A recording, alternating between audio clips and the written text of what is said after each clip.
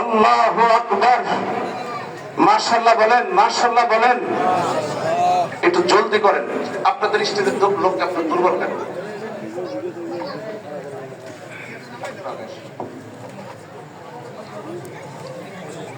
আরেকটু পিছাতে হবে। মাশাআল্লাহ, মাশাআল্লাহ। ওই যে দাঁড়ায় হয়েছেন, যদি বসতেন তাহলে কত চমৎকার লাগতো ভাই। আয় আমাদের মাদ্রাসার স্বেচ্ছাসেবক ছাত্র ভাইরা, কই তোমরা? সবাইকে বসায় দাও। এমন বিনোদন, এমন আকর্ষণ, বাস্তব চিত্র কোনোদিন খুঁজে পাবেন না।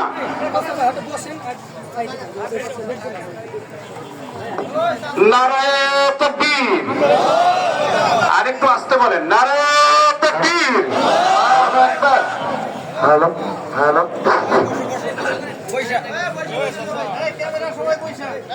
সবাই সুন্দরভাবে বসেন, মনোযোগ সহকারে আপনারা দেখেন।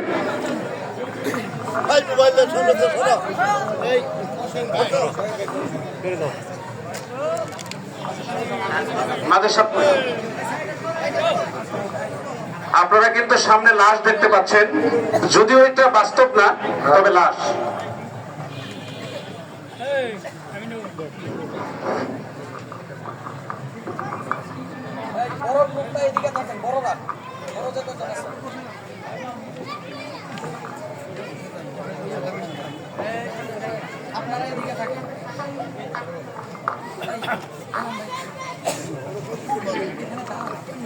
একটি শোক সংবাদ।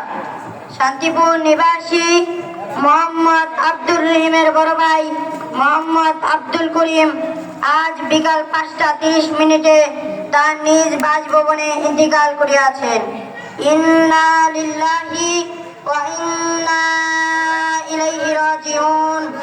মরহুমের জানাজার নামাজ আজ রাত 9টা 30 মিনিটে শান্তিপুর মাহফিল মাঠে অনুষ্ঠিত হইবে। ভাই, আপনারা কেউ চিন্তা করবেন না, আমি শান্তিপুর মাদ্রাসা থেকে 2 জন হুজুর নিয়ে আসছি গোসল এবং কাফনের ব্যবস্থা করতে। এখন কাপড়ের প্রদর্শনী চলছে। পুরুষের জন্য কাপড় 3টি, 1 নম্বরে ইজার, 2 নম্বরে চাদর, 3 নম্বরে কুর্তা। জানাজার নামাজের ফরজ 2টি, 1 নম্বরে দাঁড়াইয়া নামাজ পড়া, 2 নম্বরে তাকবীর দেওয়া। জানাজার নামাজের সুন্নাত 3টি, 1 নম্বরে সানা পড়া, 2 নম্বরে দুরূদ শরীফ পড়া, 3 নম্বরে মাইয়াতের জন্য দোয়া করা। ভাই, আপনারা কেউ চিন্তা করবেন না, আমি শান্তিপুর মাদ্রাসা থেকে ইমাম সাহেবকে ডেকে নিয়ে আসছি।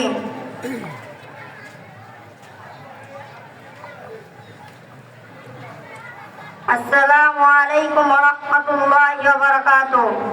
ইমাম সাহেব হুজুর মাদ্রাসায় আছেন? ওয়ালাইকুম আসসালাম ওয়া রাহমাতুল্লাহি ওয়া বারাকাতুহু। জি, আপনি কে বলছেন? আমি মোহাম্মদ তাহসিন হাবিব বলছি। কি জন্য এসেছেন? শান্তিপুর গ্রামের মোহাম্মদ আব্দুল করিম ভাই ইন্তিকাল করিয়াছেন। ইন্না লিল্লাহি ওয়া ইন্না ইলাইহি রাজিউন। মরহুমের জানাজার নামাজ আপনাকে পড়াতে হবে। ঠিক আছে, আপনি যান, আমি আসছি। আমরা যে ব্যক্তির জানাজা পড়ব সে কি 5 ওয়াক্ত নামাজ পড়তো? জি না। হুজুর, সে নামাজের সময় এদিক সেদিক ঘোরাফেরা করতো। হুজুর, সে সর্বদা মিথ্যা কথা বলতো। হুজুর, সে আমানতের খেয়ানত করত। হুজুর, সে ওয়াদা ভঙ্গকারী। হুজুর, সে চগলখুরি করতো। হুজুর, সে সর্বদা সুদ খাইত এবং সুদের ব্যবসা করত। হুজুর, সে ব্যক্তি অনেক বড় মুনাফিক ছিল। আমার মতো ইমামের এই ব্যক্তির জানাজা পড়ানো শোভা পায় না, আমি চললাম। ইমাম সাহেব হুজুর, আপনি কি জন্য এই জানাজা নামাজ পড়াবেন না? এই ব্যক্তি সুদ খাইতো, এই ব্যক্তি নামাজ পড়তো না, এই ব্যক্তি বড় মুনাফিক ছিল, এই ব্যক্তি চগলখুরি করত। আমরা হাদিসে পাই মুনাফিকের আলামত 3টি: মিথ্যা কথা বলা, আমানতের খেয়ানত করা, ওয়াদা ভঙ্গ করা। আর নবী করিম সাল্লাল্লাহু আলাইহি ওয়াসাল্লাম মুনাফিকের জানাজায় যেতে নিষেধ করেছেন। আমার মতো ইমামের এই ব্যক্তির জানাজা পড়ানো শোভা পায় না। আমি চললাম। ভাই, আপনারা কোনো চিন্তা করবেন না, আমি ইমাম সাহেব হুজুরকে বুঝিয়ে নিয়ে আসছি।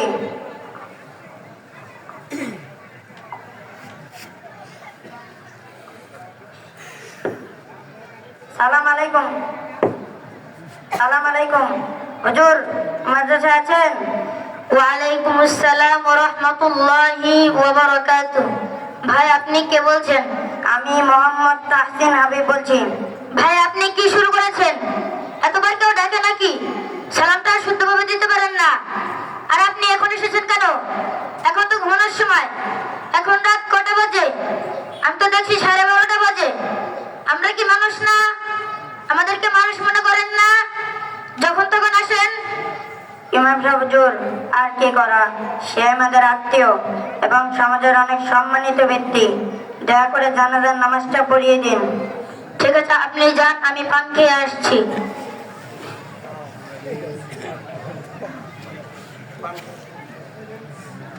ইমাম সাহেব হুজুর, এই নিন আপনি পান।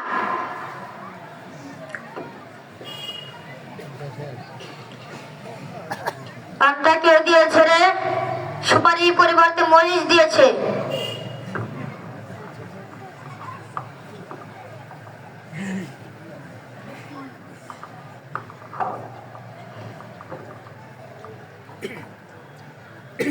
হুজুর, আপনি মন খারাপ করবেন না, আপনি জানাজাটা পড়ান। জানাজা শেষ করে আমি আপনাকে মজা করে লবণ দিয়ে পান খাওয়াবো।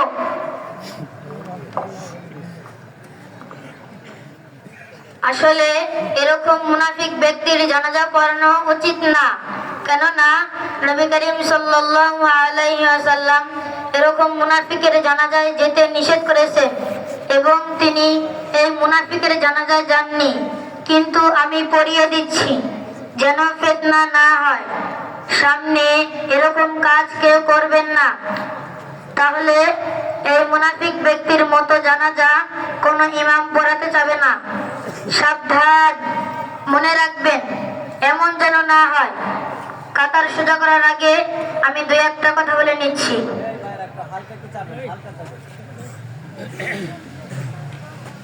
আউয়ালু মা ইউহাসাবু বিহিল আবদু ইয়াউমাল কিয়ামাতিস সালাহ। কিয়ামতের দিন সর্বপ্রথম বান্দার নামাজের হিসাব হইবে। অন্য একটি হাদিসে নবী করিম সাল্লাল্লাহু আলাইহি ওয়াসাল্লাম বলিয়াছেন, আল ফারকু বাইনাল কুফরি ওয়াল ঈমানি তারকুস সালাহ।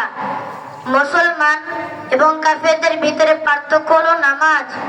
হায় আফসোস, মুসলমান হয়ে কি নামাজ ছাড়া যায়? না। আমরা কি কেউ নামাজ ছাড়বো? জি না।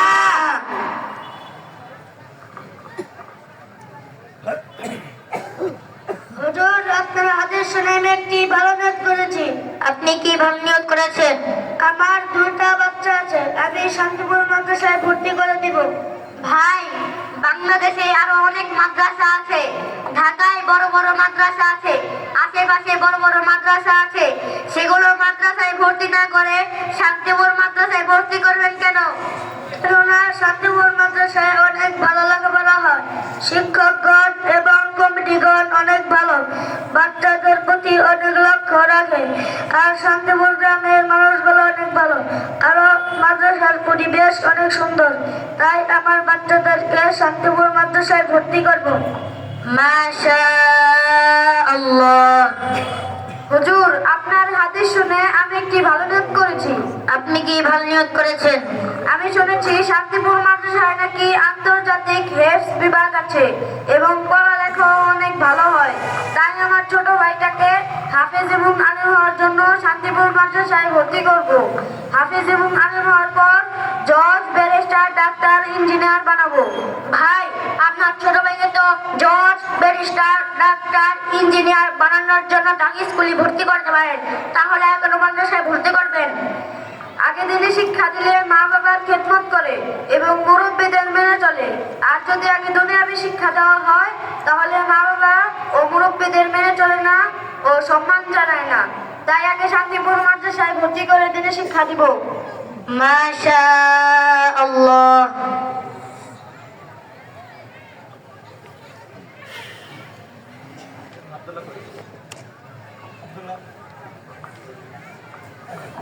এখন হবে মূল আকর্ষণ।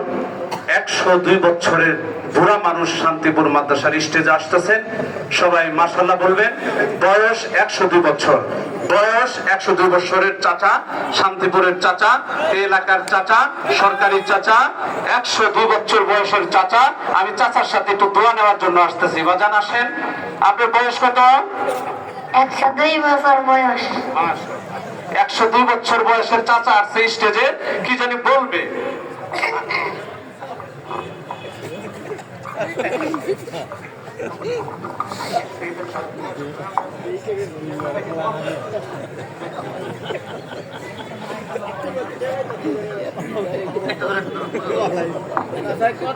চাচার বয়সটা একটু বেশি, যার কারণে পিঠে গুজা পড়ে গেছে, ছাতা নিয়ে আসছে। চাচার একটা গামছা আছে, বয়স দাঁড়িয়ে এখনো কিছু কাঁচা আছে, বয়স কিন্তু 102। আসসালামু আলাইকুম ওয়া রাহমাতুল্লাহি ওয়া বারাকাতুহু। ওয়ালাইকুম আসসালাম ওয়া রাহমাতুল্লাহি ওয়া বারাকাতুহু। চাচা, আপনি কেমন আছেন? ভালো, আলহামদুলিল্লাহ। ভাতিজা, তুমি কে? তোমাকে তো চিনতে পারলাম না। আমার 102 বছর বয়স, তাই চোখে একটু কম দেখি। চাচা, আমি আপনার পাশের বাড়ির ভাতিজা আব্দুল্লাহ। ও তাই নাকি? তাহলে কি বলবা বলো। চাচা, আপনার নাতি দুইটা কোথায় লেখাপড়া করে? ভাতিজা, আমার নাতি দুইটাকে এখনো কোথাও ভর্তি করিনি। চিন্তা করছি স্কুলে ভর্তি করব। কেন কেন স্কুলে ভর্তি করবেন কেন? মাদ্রাসাও তো ভর্তি করতে পারেন। ভাতিজা, মাদ্রাসায় লেখাপড়া হই না, কেননা আমি প্রায় সময় দেখি বাচ্চারা সাইকেল নিয়ে রাস্তায় চলাচল করে। তাই আমি মনে করি মাদ্রাসায় লেখাপড়া হয় না। চাচা, আপনার ধারণা ভুল। কেননা আপনি যখন বাচ্চাদের রাস্তায় সাইকেল নিয়ে চলাচল করতে দেখেন, তখন বাচ্চাদের খাবার, নাস্তা অথবা গোসলের বিরতি থাকে। ও তাই নাকি? তাছাড়াও মাদ্রাসায় পড়লে জজ, ব্যারিস্টার, ডাক্তার, ইঞ্জিনিয়ার হওয়া যায় না। চাচা, আপনি আবারও ভুল ভাবছেন। কেননা মাদ্রাসা পড়লেও জজ, ব্যারিস্টার, ডাক্তার, ইঞ্জিনিয়ার, এমনকি পাবলিক প্রসিকিউটরও হওয়া যায়। তাছাড়া নবী করিম সাল্লাল্লাহু আলাইহি ওয়াসাল্লাম বলেছেন, খায়রুকুম মা তাআল্লামাল কুরআনা ওয়া আল্লামাহ। তোমাদের মধ্যে সর্বোত্তম ওই ব্যক্তি যিনি কুরআন মাজিদ শিক্ষা করেন এবং অপরকে শিক্ষা দেন। তাছাড়া নবী করিম সাল্লাল্লাহু আলাইহি ওয়াসাল্লাম বলেননি যে ব্যক্তি স্কুলে পড়বে এবং পড়াবে সে উত্তম ব্যক্তি, এটা কিন্তু বলেননি। ভাতিজা, আমি ভুলের মধ্যে ছিলাম, তুমি আমার ভুল ভেঙে দিলে, তার জন্য তোমাকে অনেক ধন্যবাদ। তাই আসুন আপনার নাতি দুইটাকে শান্তিপুর মাদ্রাসায় ভর্তি করে দ্বীনি শিক্ষায় শিক্ষিত করেন। ভাতিজা, তোমার কথা আমার অনেক ভালো লেগেছে, তাই আমি নিয়ত করলাম আমার নাতি দুইটাকে শান্তিপুর মাদ্রাসায় ভর্তি করে দিনী শিক্ষায় শিক্ষিত করব ইনশাআল্লাহ। আপনার ভুলটা বোঝার জন্য আপনাকেও ধন্যবাদ। আল্লাহ তাআলা আপনার নিয়ত কবুল করুন। আমিন। মাশাআল্লাহ। মাশাআল্লাহ বলবেন না? 102 বছর বয়স। আরেকটা আছে, 2 মিনিট জলদি। পুরস্কার রেডি হয়ে যাচ্ছে অনেক। ক্লাস 8 এর ছাত্র আর মাদ্রাসার ছাত্র।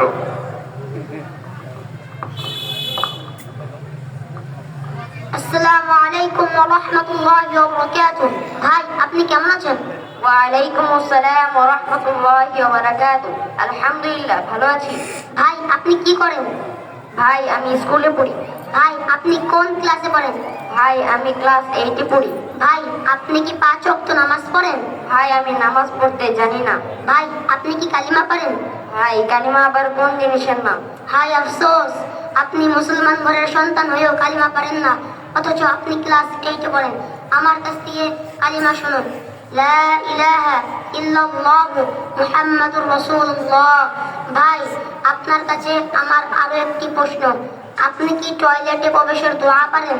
আরে ভাই আপনি কি এসব আজে বাজে প্রশ্ন করেন? টয়লেটে আবার দোয়া আছে নাকি? আমার সাথে মজা নেন, ফাইজলামি করার জায়গা পান না। আমি এসব কিছুই পারি না, আপনি এখান থেকে যান তো। ভাই আপনি কি মা বাবার খেদমত করেন? ভাই মা বাবার খেদমত কিভাবে করে এটা আমার জানা নেই, কিন্তু আমি মনে করি মা বাবাকে বৃদ্ধাশ্রমে রেখে আসার মানেই মা বাবার খেদমত করা। ভাই আপনি তো ক্লাস 8 এর ছাত্র, আপনি আমাকে একটি কবিতা বলে শোনান তো। হাট্টিমা টিম টিম তারা মাঠে পারে ডিম, তাদের খাড়া দুটি সিং, তাদের হাট্টিমা টিম টিম। স্কুলে পড়ায় ঘোড়ার ডিম। ভাই এই কবিতার অর্থ বা মানে কি আছে? ভাই এই কবিতার অর্থ বা মানে আমি জানি না, কারণ আমি একটি বই পেয়েছি তাই মুখস্থ করেছি। ভাই আপনি সব কিছু পারেন? ভাই আমি শান্তিপুর আহমদিয়া মাদ্রাসার শিশু শ্রেণীতে পড়ি। আলহামদুলিল্লাহ, তারপরেও এসব কিছু পারি, অর্থ সহ পারি। আমাদের উস্তাদরা আমাদের সবকিছুর অর্থ সহ পড়ায়, শুধু আরবি বাংলা তা না, ইংরাজিও শেখায়। আচ্ছা আপনাদের মাদ্রাসায় কি শেখায় একটু বলেন। My name is Abdullah. I am a student and I am a Muslim. My Lord name is Allah. My prophet name is Hazrat Muhammad sallallahu alaihi wasallam. My religion name is Islam. أعوذ بالله من الشيطان الرجيم. আমি আল্লাহর কাছে আশ্রয় প্রার্থনা করতেছি অভিশপ্ত শয়তান হইতে। বিসমিল্লাহির রহমানির রহিম। পরম করুণাময় আল্লাহর নামে শুরু করতেছি। ইন্না আ'তাইনাকাল কাউসার। নিশ্চয় আমি আপনাকে কাউসার দান করেছি। ফাসাল্লি লিরাব্বিকা ওয়ানহার। অতএব আপনার প্রতিপালকের উদ্দেশ্যে নামাজ পড়ুন এবং কুরবানি করুন। ইন্না শানিআকা হুয়াল আবতার। নিশ্চয় আপনার শত্রুই নির্বংশ। ভাই আমি তো অনেক বড় ভুল করেছি, আমি তো এখন বড় হয়ে গিয়েছি, এখন তো আর পিছনে ফিরে যাওয়ার সুযোগ নেই। তাই আমি নিয়ত করেছি আমার ছোট ভাই এবং ভাতিজাকে শান্তিপুর মাদ্রাসায় ভর্তি করব এবং দ্বীনি শিক্ষা দিব ইনশাআল্লাহ। আল্লাহ তাআলা সমাপ্ত। পরিশেষ ফিনিশিং দাও। চলে এবার বাচ্চারা কাতার সোজা করবে, জানাজার দোয়া পড়বে না, সব আছে কিন্তু সময়ের অভাবে দেখাবো না, শুধুমাত্র এখন ফিনিশিং দিবেন। কাতার সোজা করেন, বলেন ইমাম সাহেব বলেন কাতার সোজা করেন। এখন দুটি বাস্তব সমাজের চিত্র লক্ষ্য করুন, এই ভুলগুলো আমাদের মাঝে আছে কিনা। এখন 1 মিনিটের ভিতরে সমাধান হবে। পুরো বিনোদনের শেষ ফিনিশিং আসছে 1 মিনিটের মধ্যে। এখন জানাজার নামাজ শুরু হচ্ছে। যারা আরবি নিয়ত পারি তারা আরবি নিয়ত পড়বো, যারা আরবি নিয়ত পারি না তারা বাংলা নিয়ত বলবো। ইমাম সাহেব আসতে, আমার কিছু হিসাব নিকাশ বাকি আছে। মাইয়াতের কাছ থেকে আমি 2 লক্ষ টাকা পাই, আমার টাকা পরিশোধ করার আগ পর্যন্ত মাইয়াতের জানাজা হবে না। মৃত ব্যক্তির ওয়ারিস কে কে আছে? জি চেয়ারম্যান সাহেব। বলুন। দেখেন, আমরা তো সকলেই জানাজা পড়ার জন্য একত্রিত হয়েছি। এই যে ব্যক্তি এসে আপনার আব্বুর কাছে 2 লক্ষ টাকা পায় বলে দাবি করেছে, যেহেতু পাওনাদার, ঋণ পরিশোধ না করলে জানাজার নামাজ পড়ানো যাবে না, দাফন হবে না। কাজেই আপনারা আপনার বাবার ঋণ পরিশোধ করতে কতটুকু ইচ্ছুক? আসলে চেয়ারম্যান সাহেব দেখুন, আমাদের বাবা যেহেতু মৃত্যুর পূর্বে তার ঋণ সম্পর্কে আমাদেরকে অবগত করে যায়নি, অতএব আমরা এই ঋণ পরিশোধ করতে পারবো না, দুঃখিত। আসলে দেখেন, ঋণ তো পরিশোধ করতেই হবে। উনি তো পায় বলে দাবি করছে। আপনাদের কি আরো কোনো ওয়ারিস আছে, কোনো ভাই বেরাদার আছে আপনাদের? জি চেয়ারম্যান সাহেব, আমাদের একটা সাদা মাটা ছোট ভাই আছে, তিনি এই শান্তিপুর মাদ্রাসায় হেলথ বিভাগে সামান্য বেতনের চাকরি করে। আমার মনে হয় তিনি এই টাকা পরিশোধ করতে পারবেন। যাই হোক, ওনাকে একটু ডাকেন। এই হবে সাহেব, এদিকে আসো। সালাম আলাইকুম। জি চেয়ারম্যান সাহেব, আমাকে ডাকছেন নাকি? ওয়ালাইকুম আসসালাম ওয়া রাহমাতুল্লাহ। দেখেন, আমরা তো সকলে একত্রিত হয়েছি জানাজার নামাজ আদায় করার জন্য। এই ব্যক্তি এসে দাবি করতেছে আপনার আব্বুর কাছে 2 লক্ষ টাকা পায়। আপনার বড় 2 ভাই ছিল, ওনারা মাশাআল্লাহ অডেল সম্পদের মালিক, কিন্তু দুঃখজনক হলেও বাবার ঋণ পরিশোধ করতে অসম্মতি জানাইছে। আপনার কি ইচ্ছুক বা আপনার কি কোনো ব্যবস্থা আছে কিনা এই ঋণ পরিশোধ করার? আসলে চেয়ারম্যান সাহেব, আমার বাবা মৃত্যুবরণ করার পূর্বে তো আমাকে এই বিষয়ে জানাই নাই যে তুমি 2 লক্ষ টাকা ঋণ করেছে। তো এই ব্যক্তি যেহেতু দাবি করতেছে 2 লক্ষ টাকা সে পাবে, সেই হিসাবে চেয়ারম্যান সাহেব এই মুহূর্তে তো আমি 2 লক্ষ টাকা দিতে পারতেছি না, কারণ আমি শান্তিপুর হিফজ বিভাগে খেদমত করি। ওখান থেকে আমি মাত্র 10,000 টাকা বেতন পাই। সেই টাকা দিয়ে আমি আমার পরিবার চালাই, আমার বাচ্চা কাচ্চা লেখাপড়া করাই। আবার এই 10,000 টাকার একটা অংশ আমি আমার বাবাকে দিয়েছি, বাবাকে একটা অংশ দিয়ে খেদমত করেছি। এই মুহূর্তে এত টাকা দিতে পারবো না। তবে চেয়ারম্যান সাহেব, আপনি আমাকে 3টা দিন সময় দিন। এই 3টা দিন সময় দেন, আমি এর ভিতর ব্যবস্থা করব। কারণ আল্লাহ তাআলা আমাকে সুস্থতা রাখছে, আল্লাহ তাআলা আমাকে অনেক বড় বড় নিয়ামত দান করেছে। আমি প্রয়োজন হলে আমার বাবার ঋণ পরিশোধ করতে গেলে প্রয়োজন হলে আমি আমার রক্ত বিক্রি করে দিব, প্রয়োজন হলে আমার কিডনি বিক্রি করে দিব, প্রয়োজন হলে আমি ওই ব্যক্তির সারা জীবন দাসত্ব করব, তবু আমি আমার বাবার ঋণ পরিশোধ করব। কারণ আমি সন্তানকে আমার বাবা সঠিক শিক্ষা দিয়েছেন, আমাকে দ্বীনি শিক্ষা দিয়েছেন। দ্বীনি শিক্ষা কখনো বাবার সাথে গাদ্দারি করে না, দ্বীনি শিক্ষা কখনো মানুষের হকের সাথে গাদ্দারি করে না, দ্বীনি শিক্ষা কখনো বাবার রক্তের ঘাম ঝরা পরিশ্রমের টাকা দিয়ে যে দ্বীনি শিক্ষা দিয়েছেন, এই শিক্ষা কখনো গাদ্দারি করতে পারবে না। এই জন্য আমিও গাদ্দারি করবো না। চেয়ারম্যান সাহেব, আপনি 3 দিনের সময় দেন এবং এর ভিতরে আপনি একটা সমাধান করে দেন, আমি টাকাটা পরিশোধ করে দেব ইনশাআল্লাহ। যাই হোক, আলহামদুলিল্লাহ, আমি যেহেতু চেয়ারম্যান, আমার একটা দায়িত্ব আছে, কর্তব্য আছে, আমার কিছু করণীয় আছে। সেই জায়গা থেকে আমি বলতেছি আপনার 2 লক্ষ টাকা আমি দিয়ে দিব ইনশাআল্লাহ, 3 দিনের ভিতরেই দিয়ে দিব। আপনি এখন জানাজার নামাজ পড়ানোর জন্য অনুমতি দেন, সম্মতি দেন। ঠিক আছে, ইনশাল্লাহ নামাজ পড়ানো হোক। যেহেতু চেয়ারম্যান সাহেব বলছে, উনি আমাকে টাকা দিয়ে দিবেন। আলহামদুলিল্লাহ, জোরে একটা মাশাআল্লাহ বলেন। এখান থেকে যে শিক্ষা আপনারা পেয়েছেন, যে শিক্ষা আমাদেরকে দিয়েছে, চির ঋণী হয়ে রইলাম। শান্তিপুর আহমদিয়া মাদ্রাসা এই ইতিম কিছু বাচ্চারা সমাজের কিছু পিত্র তুলেছেন। আপনারা কি শিক্ষা পেয়েছেন? আল্লাহ আপনাদেরকে কবুল করো। এই বাচ্চাদের অনেক পুরস্কার ঘোষণা করছে সুবহানাহু ওয়া তাআলা। আমি বলবো সরো, অনেকে এই পুরস্কার দিয়েছেন, আল্লাহ পাক তাদের পুরস্কারকে কবুল করেন। যারা যারা পুরস্কার দিয়েছেন জলদি সরো, সভা দাও। সবাই ধৈর্যের সাথে বসেন। পুরস্কার